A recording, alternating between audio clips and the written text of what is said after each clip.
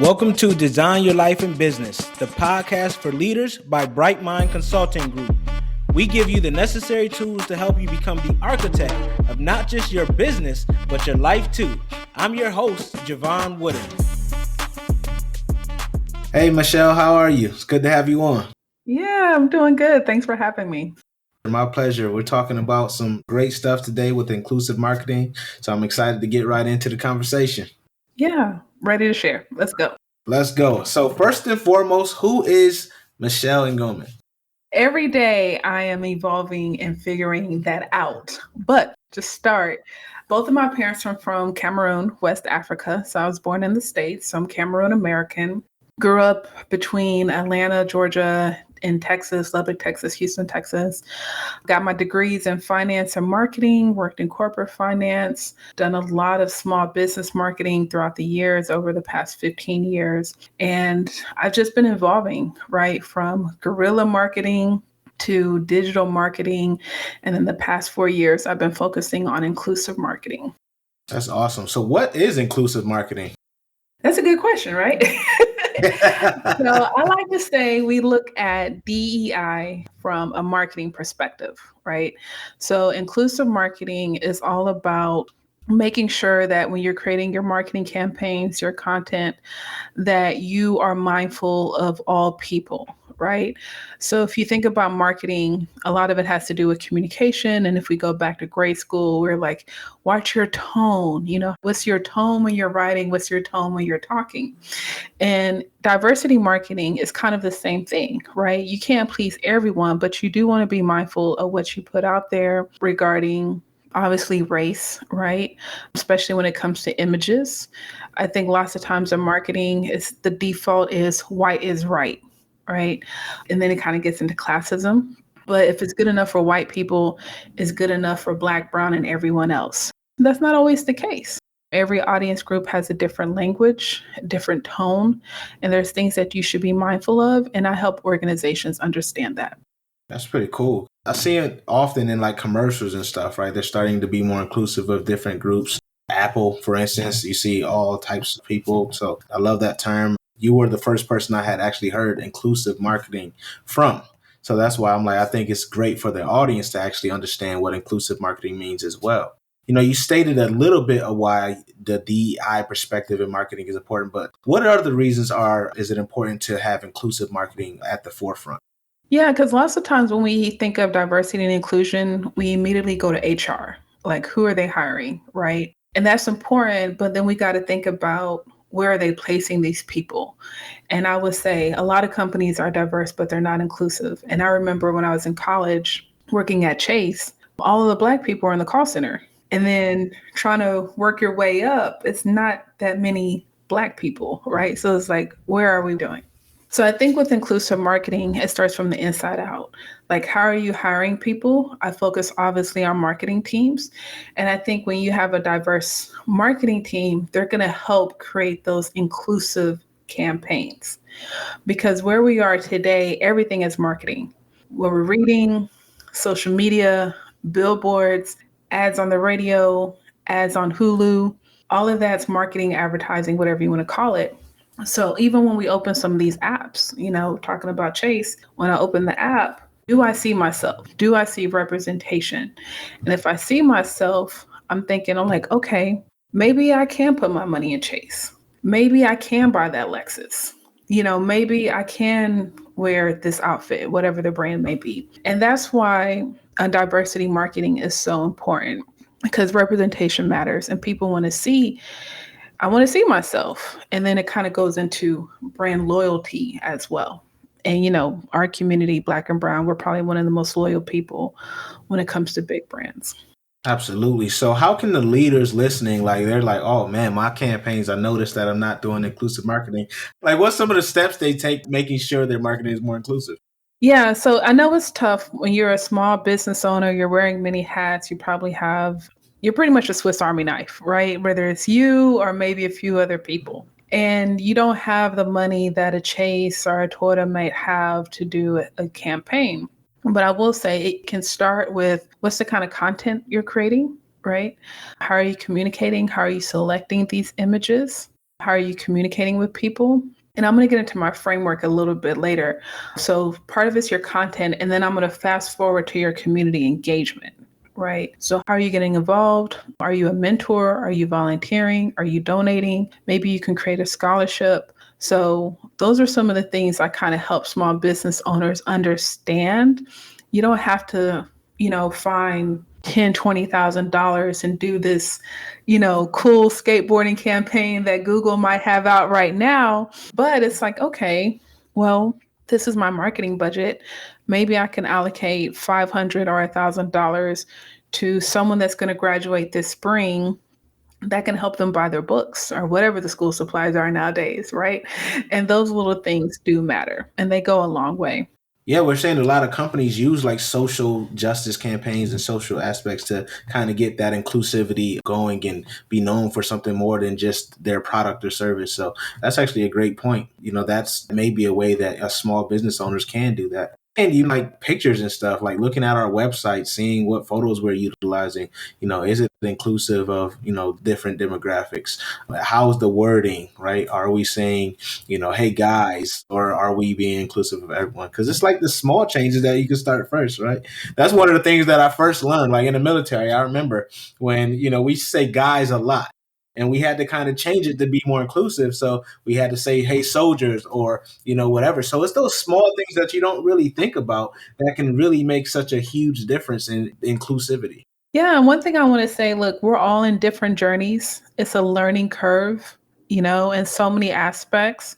Obviously, I'm a Black woman, but to someone that might be a little bit older, you might have a child that's dealing with their sexuality. You might have a child that has a learning disability, right? I have a friend, she's in her mid 40s and just found out she had ADD or ADHD, right? Like we're all in different personal journey and we're just trying to learn and figure it out. So let's give each other grace and just be empathetic and courteous in this process as well.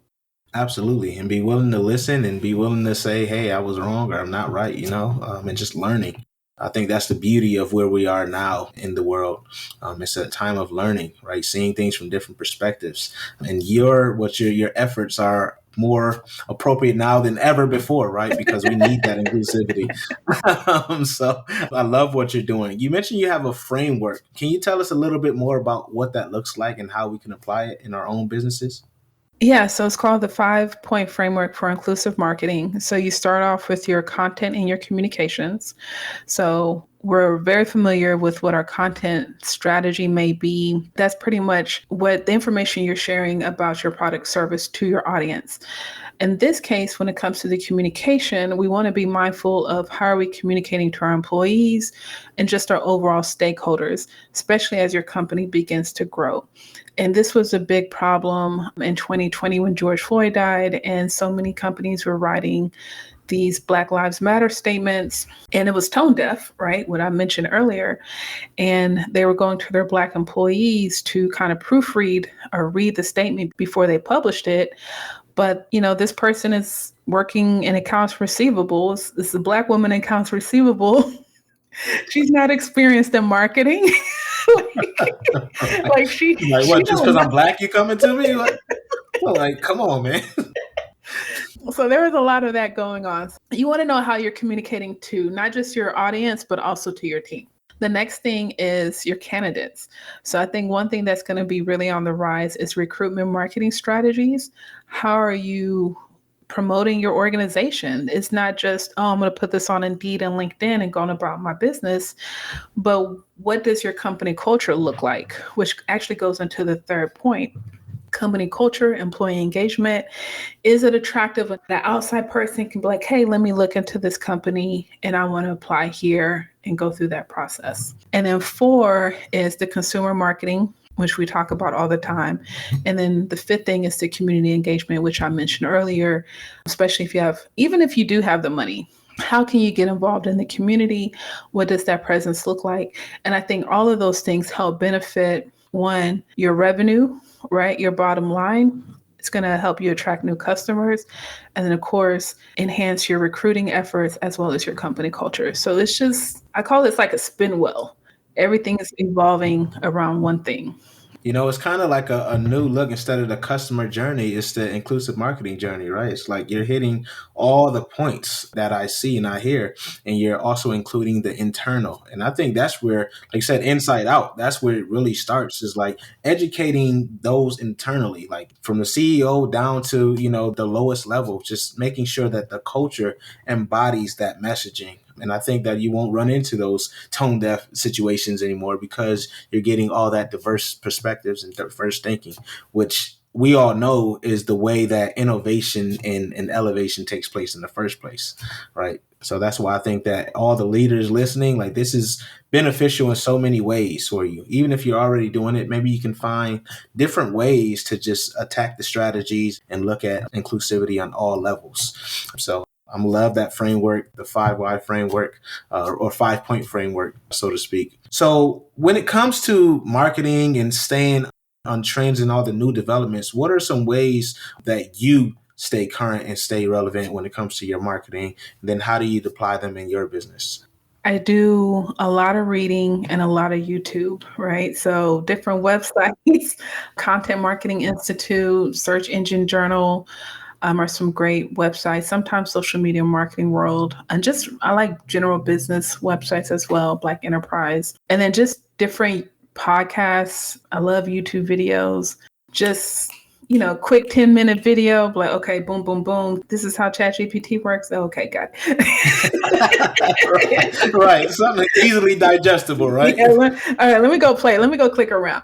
But yeah, that's the thing, actually. And that's a good point, because in January, I released my diversity card game called Be Inclusive Cards. And that was my first time using ChatGPT. And I just typed different things: diversity training, diversity marketing, da da da. And I literally used that copy, make some tweaks, put some emotion, put some examples in it. And that was the copy for my website. That's pretty awesome. Yeah, and that's the power of it, right? Like adapting all the new things that come along, seeing how you can apply it. Of course, you're not going to be able to use everything because something new comes out every freaking day. But like just taking those little small things and then just iterating it and playing around with it to apply what you have. That's a great point. And real quick, how can we get that card game? Because that sounds dope. Yeah, so Be Inclusive Cards, this is a great team building exercise. We have company culture and DEI, but yeah, if you go to beinclusivethecardgame.com or you follow me on LinkedIn, all that information's there. And through my work, I was able to come up with a total of 100 questions. And then from there, chopped them up, created the card games. Yeah, so that's one of my babies, one of my labors of love. And that's awesome. No, that's really what helped the team building right there. The 100 questions. I mean, you can't go wrong with that. Not at once. Not at Yeah. once. I don't want to overwhelm anyone. So you have another label of love. It's called the African American Marketing Association, right? So what made you want to start your own marketing association geared towards African Americans? So many things. One, overall vision. I had the idea in 2013. An angel whispered to me, but I was like, I'm just too young. I'm too green. I can't do this. And kept Googling, and I was like, nothing has come up still. And then by 2017, 2018, there was just a series of bad commercials. And that's another thing, because lots of times we are represented, but we're misrepresented, right? So we had the commercial with H&M. They had the black boy with the green hoodie that had the monkey on it. Dove had a commercial where it started off with the black woman wearing a brown shirt. And then every time she took her shirt off, the woman was lighter, like a new woman would follow. So it's like 3 or 4 women, but every time a woman took her shirt off, a new woman would appear lighter. And then it's like Dove body wash, it makes you clean, some BS. Yeah, right. And I'm like, who's in the room approving these messages? Right. Who greenlit that one, man? So you're implying that if you're darker, you're dirty? Is that what you're saying? That's what people have to think about with marketing. It's like, so many folks, I'm reading copy on websites, sales pages, and it's just like, what were you thinking when you wrote? It's so much like that's sometimes I gotta laugh to keep from crying, right? Because it's so much unconscious bias, it's society in general. And then once again, think about all of the marketing messages we assimilate from day to day. And then some of these things are traditional messages from the 50s, the 60s that are still seeping into 2023. It's just ridiculous, you know? But anyways, who's approving these messages? And I was like, where are the black marketers? Like, we need to come together and talk. Like, what's going on at your job? What's going on over here in business? I remember people would approach me. I hate RFPs, can't stand art. And then I had to really figure out my strengths and my business journey. And I'm like, I'm truly a solopreneur. Like, I want to be a solopreneur with a creative team. And people will present RFPs like, what's today? Monday. And they'll call me too. Oh, Michelle, there's an RFP, but it's due Friday. And I'm like, I know whatever. exactly what you're talking about. I know exactly what you're talking about. You know, the government sends those all the time. And it's like, oh man, I got how long? You do realize it's just me, right? And I remember one time this guy, he was like, I just wanted to let you know that, I didn't apply for it, but he's like, I just wanted to let you know that was $100,000 proposal. And I'm like, that's fine, but I wasn't going to do it. Like, I'm not phased by this, right? What I am phased about you is giving me a 3-day deadline. But with that being said, right, all jokes aside, if I had more time or if I was more equipped, I'm like, okay, am I in position to make some phone calls and be like, hey, I want to go in. Would you be willing to subcontract? Or how can we collaborate on this proposal and submit it in X amount of time? And I didn't feel like I was in position to do that. I would, forward the information. And I'm like, people, black marketers, we need to find jobs and we need to be in better position to get these contracts. And so why not have an association? So that was some of the early premise of creating. Our mission is to galvanize black marketers, creatives, and entrepreneurs and provide them with the resources and opportunities so they can grow their brand. I love that mission. Now, does that mean that other demographics aren't allowed in the association? Everyone's allowed, but it's centered around blackness. Gotcha. Just want to make sure that the listeners understood that, you could be a part, but, it's based on like really for African American marketers. But, if you're an ally, right? Yeah, and I think that's a good question because kind of going back to the inclusion marketing piece, like if you need to learn, like this is the group to tap into so you can even learn. And I think lots of times we don't want to be in comfortable situations, but kind of goes back into the default of white is right. As a black person, we just assume there's going to be a lot of white people in the room and we network. We go to work and we network and we do what we got to do. And it can be uncomfortable sometimes. It depends, but we're so used to it. But how often does a white person step into our world, right? Especially out of hip hop culture, but that's another topic. Well, I mean, you created something that really ties to that, the Marketing for the Culture Summit. So can you tell us about that? Yeah, so this is, especially with COVID happening a couple of years ago, this is just a great way for us to kind of connect on a regular basis. So this year will be our second summit. And just like any other marketing conference, we're in a position to talk about the latest strategies, trends, tactics that are going on in the industry from pretty much, once again, centered around Blackness, all Black speakers, 95% Black attendees. So I'm really excited about what we're doing. It's going to be May 31st, Wednesday, May 31st to Friday, June 2nd. We have the kickoff reception on the 31st. We have the actual event on Thursday, June 1st. So we have you as a speaker, as a panelist on the PR and marketing panel.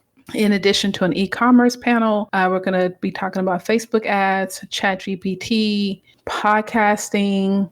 I don't want to name everything because marketing is so broad, but we're going to be talking It about is super broad. we're going to be talking about a lot in one day. We're sponsored by HP. They're going to do the keynote, which I think is a beautiful thing because it's just really fitting for our audience. I'm a podcaster. I'm on an HP laptop right now. I just think their products really fit our demographic. So it's going to be a good time.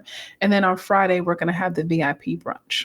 Yeah, absolutely. It's going to be amazing. I'm honored to be on the panel there, talking about PR and using OPP, other people's platform. Yeah, so that's going to be fun. The time of airing, you all might miss this based on when we air, but if you do, there will be another. So stay on the lookout. But don't think you got away from it because it's coming. It's getting to the point where you need to mark your calendars. Yes. So one of the things that I'm assuming will be covered at the Marketing for the Culture Summit is the term neurodiversity, right? You talk about this at length very often. So what is that? And then, just give us how it can be used in the workplace. Yeah, the simplest thing about neurodiversity just means that we as people, we learn differently, we learn and interact differently. And I hate to say this, but I'm 40, right? So if we go back a couple of years, when we were in grade school, we'd be like, oh, that person's slow or that person's different. And it's like, yeah, they're learning differently, right? Maybe they're not picking up on social cues as quickly as you and your peers do, but they have other strengths that are just as insightful and beautiful for them and their livelihood.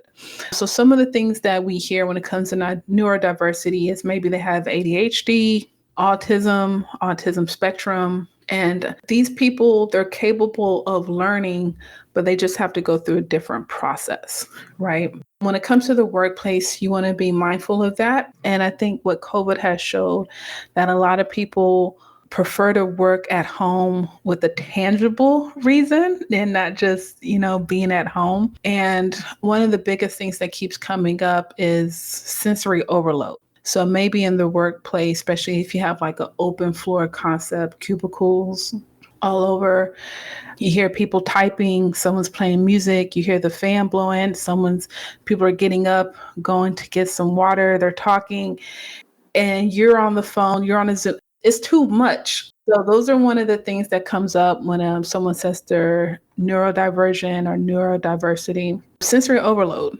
just too much going on. I think that's almost everyone right now because we're just inundated.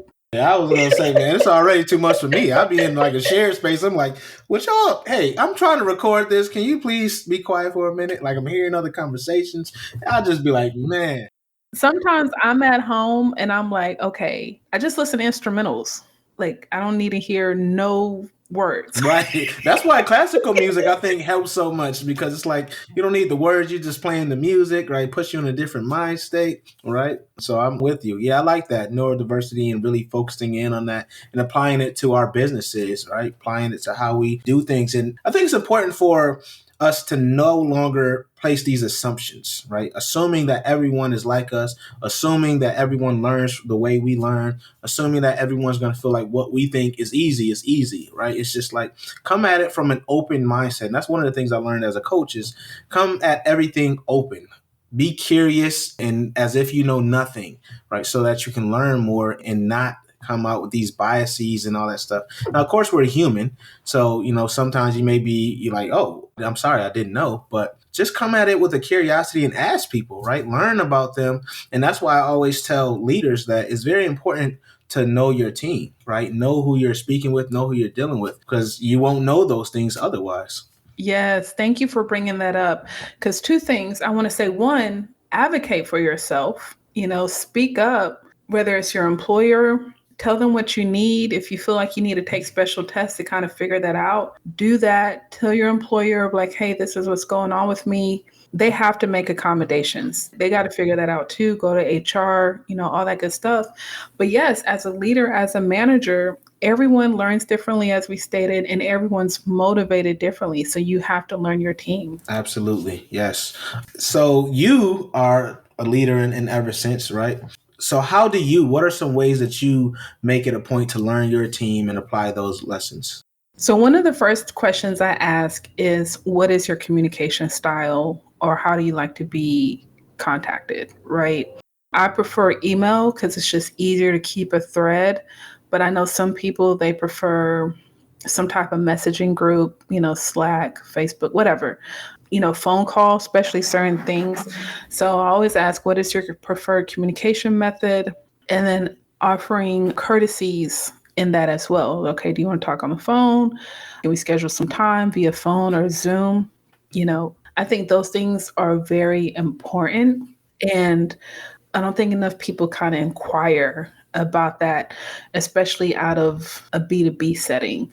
I think the leader kind of just assumes, oh, okay, well, we're going to do this at 2 o'clock. And it's like, wait a minute. Right. Like, it's my company. It's like, okay, but that doesn't mean this person's actually available or not doing anything. But I think we have to be mindful of people's time. Another thing is, I really like systems, processes, and training. So I do a lot of recordings, screen recordings, right? So where I'll walk the person through, this is how you do this, da da da. And then I'm probably doing the screen recording via Zoom so they can have that, they can refer back to it later. So those are some of the things that I like to do in trying to be efficient for me and hopefully the other person as well.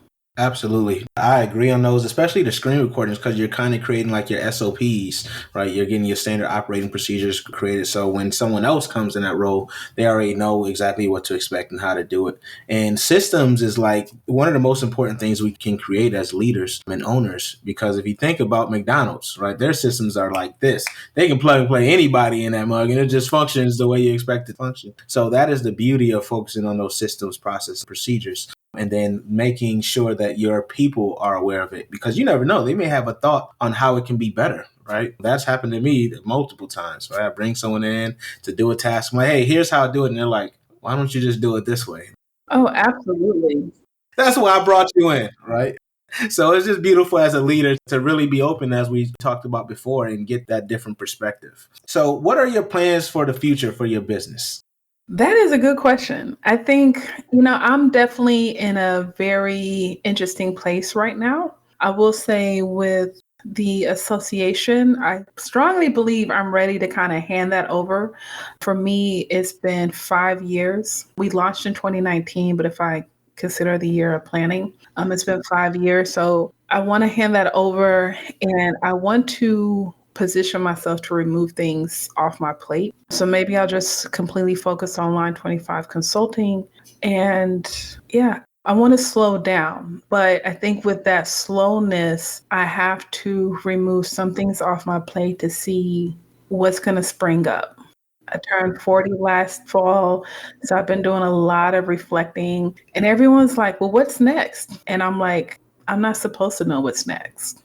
Yeah, that's true. And we get caught up on so much of that as high achievers. We're like, hey, I got to keep going, going, going. But I like that you mentioned slowing down, which actually opens us up for serendipity, right? We allow for that beauty to come into our lives. And I think that's very key. Yeah, and that's the thing. I have to remove things so I can create that space to receive. Because it might be, I hate to say it, but it's like I'm not prepared for a new opportunity right now. No, I mean, that's good. That's self-awareness stuff, right? You already have so many opportunities happening in this moment in time. I know where my priorities are, and I'm like, look, I am no good unless you want to come in and help with this summit. Like, I don't know. I feel that. I completely get it. I ran the $1 Million Marketing Summit a few months ago, and I was like, wow, this takes a lot of freaking work. And that was Yeah, virtual, so I right? can only imagine in person, because you got so many vendors and all these other moving pieces and parts. So I get it. Salute to you. And I'm sure we'll be partnering something in the near future, since we're both Houstonians. So at this point in time, I'm going to ask you the same 3 questions I ask every guest in our By Design segment. All right, you ready to roll? Ready. All right. So what has been the hardest part about designing a life and business you don't need a vacation from? I think the hardest thing in business, especially early on, was understanding cash flow. Cause, I look up at the end of the year, file my taxes. I'm like, where'd this money come from? Like, because these equal payments didn't hit over 12 months, Right. But yeah. Like, I made that for real? What? Where is it? Give me that back. Give me a duo. Let me see if I can do this again. But yeah, cash flow, definitely the bloodline, lifeline of your business, overall stability. So yeah. Thank you. Yeah, thank you for that transparency. That's really key. The second one is, what is the best lesson you've learned on your entrepreneurial journey? Best lesson. You have to believe in yourself. Like, you have to have some crazy delusional belief in yourself to be an entrepreneur. Because Jay-Z, one of my favorite rappers, he did this interview a long time ago, and he was saying, how people will project their fears on you and all this kind of stuff. And I'm like, look, just because, and I'm African too. I'm like, look, Just because nursing school worked for you don't mean it's going to work for me. Okay. 100%. My journey is not yours. So, And it's like, I just got to believe in myself. And I know my mom be like, all right, girl, okay. You have to have like this delusional belief in yourself that you can do anything and everything and you can overcome and you can stand the test of time. Because when you believe in yourself with that level of insanity, other people will fall in line, right? If you have a plan and you're strategic and you have integrity, other people will fall in line. Absolutely. And then not only that, when you do hit that adversity, you're willing to go through it, right? You're willing to try to figure it out because you have that crazy belief. And that's why Steve Jobs' speech, when he says, here's to the crazy ones, always resonates with me. Because you really have to be that to be an entrepreneur, right? You have to be that change maker. So thank you for that. The third question, what are 3 tools or tips that you recommend when scaling a business? Manage your money, QuickBooks, some accounting software that manage your money. Even as an entrepreneur, you can still fund your benefits. You can get an IRA. You can prepare for retirement. You don't have to have a job to do those things. The second thing is strategically level up your networking, right? And I have to say that together because people are like, oh, network. And lots of times we'll just go to an event to go. But it gets to a point when you're in business, you're like, okay, I got to put a new plan together. You know, some things you want to support people, but then it's like, okay, I really need to find a way to pay this $1,000, $5,000 so I can be in this room with these people, da da da. And then the third thing is invest in technology. And I will say invest in innovation, right? Because when we say technology, we usually think of hardware or some type of software. But innovation is about newness of ideas. And when I created these cards, that was a new idea. There was no one really in my space at the time that was creating these cards. And if they were, it was very private, whereas mine is anyone can buy them. So think of innovation, and that can be so many things. It doesn't have to be a physical thing all the time. No, I love that. Invest in innovation. That's the bar right there. You got to use that more often. That's good.